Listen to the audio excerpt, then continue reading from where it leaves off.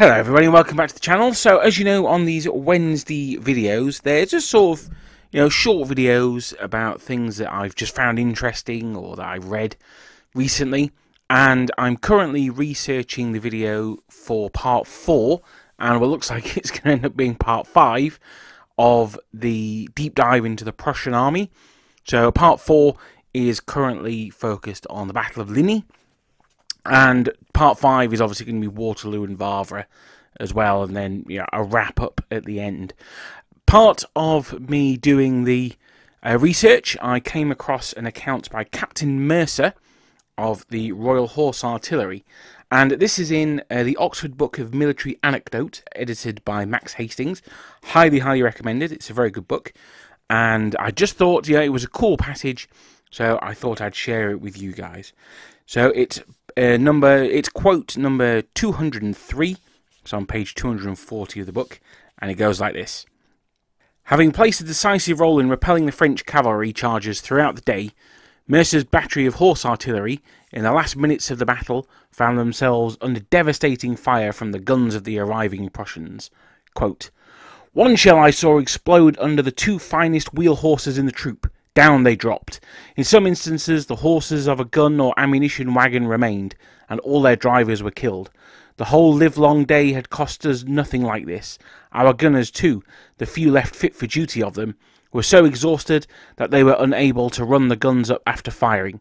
Consequently, at every round they retreated nearer to the limbers, and, as we had pointed our 2 left guns towards the people who were annoying us so terribly, they soon came together in a confused heap, the trails crossing each other, and the whole dangerously near to the limbers and ammunition wagons, some of which were totally unhorsed, and others in sad confusion from the loss of their drivers and horses, many of them lying dead in their harness attached to their carriages. I sighed for my poor troop. It was already but a wreck. I had dismounted and was assisting one of the guns to encourage my poor exhausted men, when through the smoke a black speck caught my eye, and I instantly knew what it was.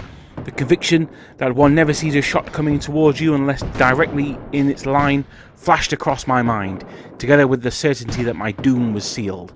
I had barely time to exclaim, "Here it is then," much in the gasping sort of way one does when going into very cold water and takes away the breath. Whoosh! It went past my face, striking the point of my pelisse collar which was lying open, and smashed into a horse close behind me. I breathed freely again. Under such a fire, one may be said to have had 1,000 narrow escapes, and in good truth, I frequently experienced that displacement of air against my face caused by the passing of shot close to me. But the 2 above recorded, and the 3rd which I shall mention, were remarkable ones, and made me feel in full force the goodness of him who has protected me among so many dangers. While in position on the right of the second line, I had reproved some of my men for lying down when shells fell near them until they burst. Now my turn came. A shell with a long fuse came slop into the mud at my feet, and there lay fizzing and flaring to my infinite discomfiture. After what I had said on the subject, I felt that I must act upon my own words, and accordingly there I stood, endeavouring to look quite composed until the cursed thing burst, and, strange to say, without injuring me, though so near. The effect on my men was good. We had scarcely fired as many rounds at the enfilading battery when a tall man in a black Brunswick uniform came galloping up to me from the rear, exclaiming, "Ah, mein Gott, mein Gott! What is it you do, sire? That is your friends the Prussians, and you kills them. Ah, mein Gott, mein Gott! Will you not stop, sir? Will you not stop? Ah, mein Gott, mein Gott! What for is this? The English kills their friends the Prussians. Where is the Duke de Wellington?" etc., etc. And so he went on raving like one demented.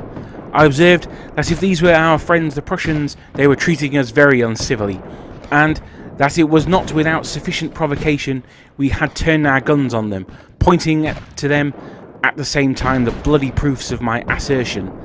Apparently, not noticing what I had said, he continued his lamentations, and "Will you no stop, sir, I say?" Wherefore, thinking he might be right, to pacify him, I ordered the whole to cease firing, desiring him to remark the consequences. Pissou, pissou, pissou, came our friends' shot, one after another, and our friend himself had a narrow escape from one of them. "Now, sir," I said, "you will be convinced, and we will continue our firing, whilst you can ride around the way you came, and tell them they kill their friends the English. The moment their fire ceases, so shall mine." Still he lingered, exclaiming, "Oh, this is terrible to see, the Prussian and the English kill one another." At last darting off, I saw no more of him. So I just thought that was that was a cool encounter there. Something that we don't often see on our Napoleonic battlefields is friendly fire incidents, or as he describes, so-called friendly fire incidents. I just wanted to share it with you. Thank you very much, and look for part 4 of the Prussians, hopefully this weekend. It still needs the finishing touches adding to it. I don't know if you've noticed, but we now have a join option to the channel with some different tiers. So if you would like to help support the channel, then that's an option to you. The best way of supporting the channel is the free way, and that's liking and sharing my videos. If you're not subscribed, I see that around about 60% of my viewers aren't subscribed. Then I hope that these kind of short form videos are something that you may not necessarily get in your feed. So I hope that you'll think about subscribing just to make sure you don't miss out on one. But that's it. Oh, also, I should ask as well, what did you think of the sound effects in this video?